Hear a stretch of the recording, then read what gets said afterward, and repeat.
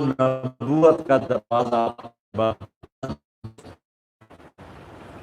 لا نبی بعدی ولا امت بعد انا خاتم النبیین، میں آخری نبی ہوں، میرے بعد کوئی نبی نہیں ہے. بعثت الی الاسود والاحمر، میں ہر کالے گورے کا نبی ہوں.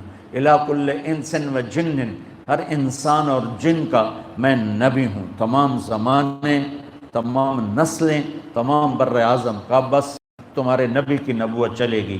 اس کے وما ارسلناک الا کافۃ للناس بشیرا ونذیرا وما ارسلناک الا رحمۃ للناس کے جانے کے بعد، آپ کے جانے کے بعد جب نبی نہیں آنا تھا تو اس امت کو اللہ نے چنا، اور انہیں میں وہ آپ کو مختصر الفاظ میں بتا دیتا ہوں. پچھلے کئی دنوں سے میرا سر درد پھر جاگ گیا ہے، تو مجھے خاصی مشقت کا سامنا کرنا پڑا. اللہ تعالیٰ آپ سب سے گزارش ہے کہ دعا کر دیں اللہ میرے صحت دے دے، عافیت سلامتی دے. قرآن پڑھا گیا ہے پوری رمضان میں، اور قرآن شوق ذوق سے ماشاءاللہ پڑھا گیا ہے. ہمارے بچپن میں یہ درہ غازی خان سے اور مظفر گڑھ سے حافظ آتے تھے، وہ کیا پڑھتے تھے صرف انہیں پتہ ہوتا تھا کہ ہم کیا پڑھ رہے ہیں. پچھلوں کو کچھ پتہ نہیں ہوتا تھا، تیز گام جا رہی ہے کہ شالیمار جا رہی ہے، بس اللہ اکبر ہی سمجھ میں آتا تھا. اب اللہ تعالیٰ نے ہر شہر گاؤں میں اسی شہر گاؤں کے اتنے حفاظ تیار کر دیے ہیں کہ حافظوں کو جگہ ہی نہیں ملتی قرآن سنانے کے لیے. اللہ کے فضل و کرم سے، اس تبلیغ کی مبارک محنت سے حافظ قرآن بنے، علماء بنے. تو قرآن سنا گیا، قرآن پڑھا گیا. پہلی امتوں میں تراویح نہیں تھی، لہذا تلاوت بھی نہیں تھی، اور وہ ویسے بھی نماز میں تلاوت نہیں کرتے تھے. پانی پانی.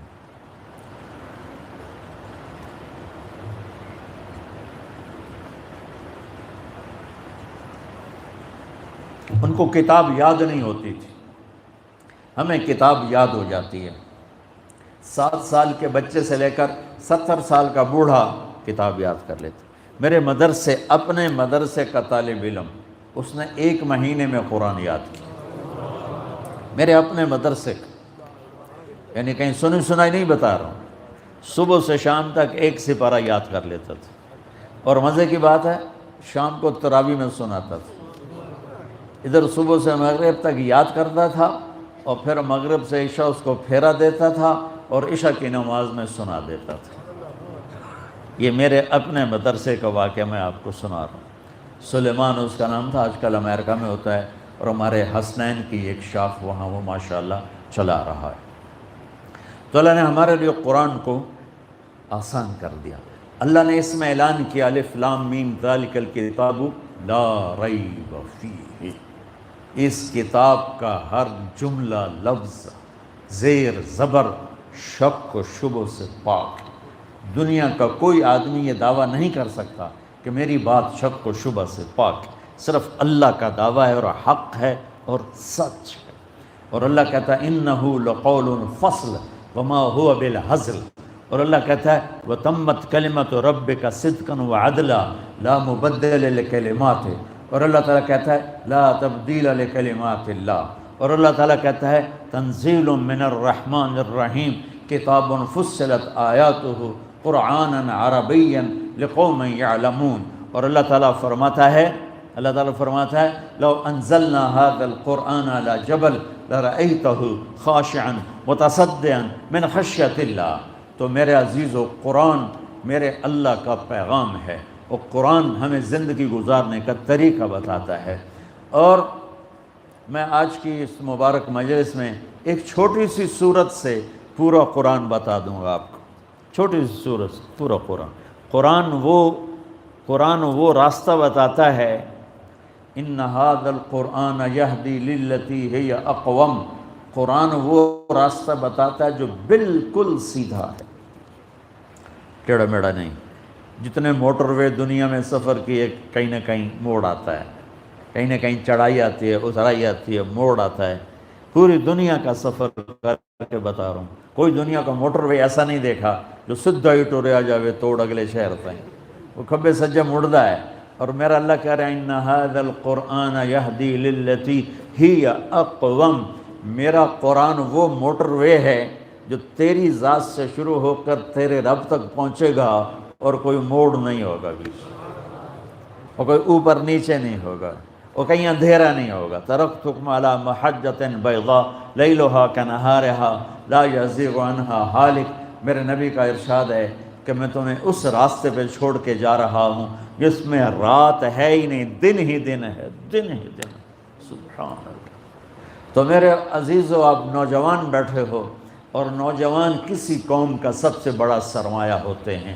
اللہ کی قسم اٹھا کے کہتا ہوں کہ کسی بھی قوم کا سرمایہ، ٹیکنالوجی بہت چھوٹا سرمایہ ہے، دولت دھن بہت چھوٹا سرمایہ ہے، بجلی گیس بہت چھوٹا سرمایہ، سڑکیں پل تجارت زراعت بہت چھوٹا ہے. کسی بھی قوم کا سب سے بڑا سرمایہ اس کی نوجوان نسل ہوتی ہے.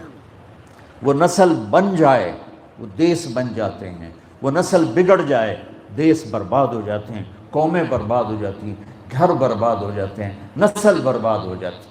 تو آپ میری نوجوان نسل بیٹھے ہو، میں مختصر صرف آپ کو ایک چھوٹی سی صورت میں پوری زندگی بتا دیتا ہوں.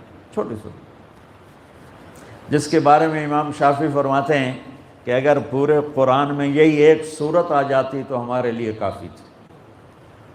3 آیات کی چھوٹی سی صورت ہے. والعصر ان الانسان لفی خسر الا الذین آمنوا وعملوا الصالحات وتواصوا بالحق وتواصوا بالصبر. مجھے قسم ہے زمانے کی، پوری دنیا کے انسان نقصان میں چلے گئے سوائے اس کے جو ایمان لائے، جنہوں نے اچھے عمل کیے، جنہوں نے ایک دوسرے کو حق کی دعوت دی، جنہوں نے ایک دوسرے کو دعوت دی. یہ 4 پرچے اللہ بتا رہا ہے پاس کرنے لازمی ہیں. ان میں کوئی فیل ہوا تو فیل ہو گیا. ان 4 کو پاس کرنا ضروری ہے. عربی رکھ لو، فارسی رکھ لو، اس میں فیل بھی ہوتے تھے تو پاس ہو جاتے تھے. تو میرا اللہ کا مجھے قسم ہے زمانے کی، ساری دنیا کے انسان ناکام ہیں. زمانے کی قسم کیوں اٹھائی ہے؟ کہ زمانہ گواہ ہے. وقت نہیں بدلتا، انسان بدلتے ہیں. انسان تبدیل ہو رہے ہیں. وقت وہی سورج ہے، وہی گرمی ہے، وہی سردی ہے، وہی اندھیرا ہے، وہی اجالا ہے. ہاں کوئی آتا ہے کوئی جاتا ہے، اس محفل کا ہے رنگ وہی، ساقی کی نوازش جاری ہے، مہمان بدلتے رہتے ہیں.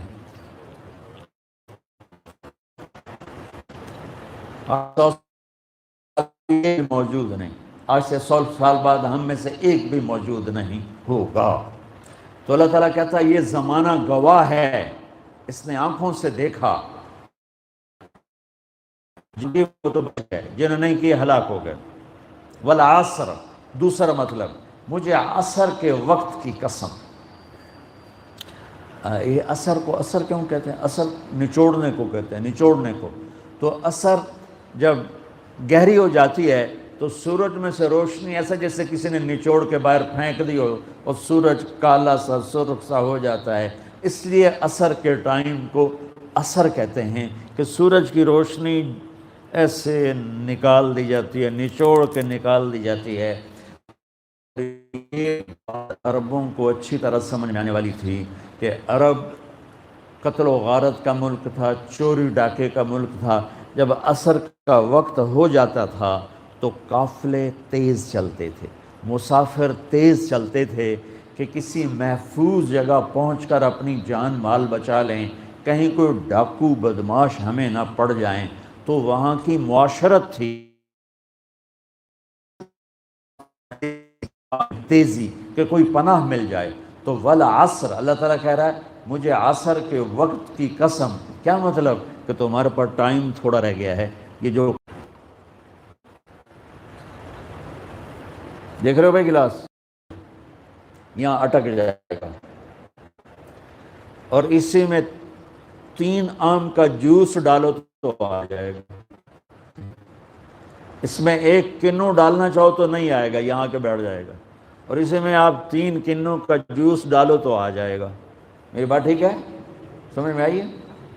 میرا اللہ کہہ رہا ہے میرے بندو آج کل بڑے مصروف ہو، تمہارے پاس ٹائم کوئی نہیں ہے قرآن پڑھنے کا، تمہیں سارے قرآن کا جوس نکال کے یہ لو، یہ سورۃ العصر تمہیں پیش کر رہا ہوں، یہ پورے قرآن کا جوس ہے،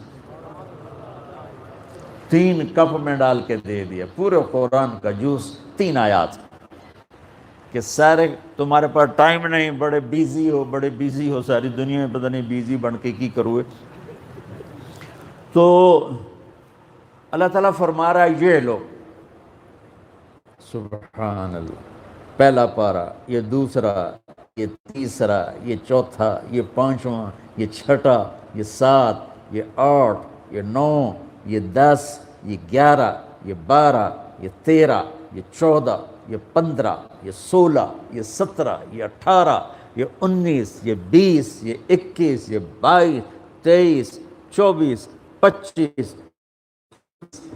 28، 29 اور 30 وچ پا چھڑے، ایک گلاس میں پورا قرآن ڈال دیا ہے۔ ہن تو بندے دے پتر بڑوں دے کچھ ویکھ لو۔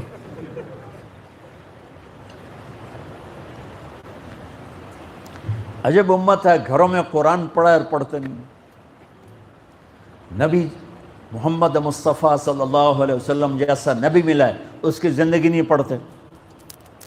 تو میرا اللہ کہہ رہا ہے لو میری امت، لو میرے محبوب کی امت، اے میں نچوڑیا ہے تے چھوٹی جی صورت پورا قرآن بھر چھڑیا ہے کہ 4 کام کرنے لازمی ہیں تب کامیابی ملے۔